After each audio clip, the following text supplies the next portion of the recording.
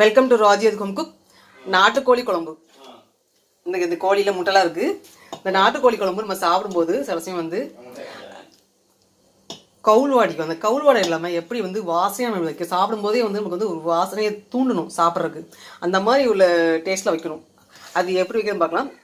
நாட்டுக்கோழி குழம்பு கவுச்சி வாடை தெரியாமல் வைக்கிறதுக்கு என்னென்ன பொருள் சேர்த்து செய்யலாம் பார்க்கலாம். நாட்டுக்கோழி 1 கிலோ. அந்த கோழி முட்டையை வந்து எப்பயுமே வந்து இது கூட சேர்த்து வேக கூட தனியாக தான் வேக வச்சுக்கணும். இதை போட்டாலே அவங்க வந்து கவுளோட கூட கொஞ்சம் அதிகமாக, ஏன்னா உடஞ்சிரும் பார்த்தீங்களா அந்த முட்டை கவுச்சி. அதுவும் மஞ்சக்கரு நாட்டுக்கோழி வாங்கினா எப்பயுமே வந்து இந்த கோழி முட்டையை மட்டும் இதோட சேர்த்து வேகக்கூடாது. தனியாக அது கொஞ்சம் அந்த நம்ம செய்கிற குழம்புல வந்து கொஞ்சம் கிரேவி எடுத்து சின்ன பவுலில் மாற்றி கொதிக்க வச்சு வேக வச்சு எடுத்துக்கணும். நான் அப்படி தான் செய்வேன். இதில் என்றைக்குமே சேர்த்துட்டு வந்து போடவே மாட்டேன். கோழி முட்டை வாங்கிட்டு வரும்போது முட்டை இருந்ததுன்னா தேங்காய் 50 கிராம் நான் எடுத்துக்கேன். நல்லெண்ணெய் 75 ஊற்றிக்கலாம்.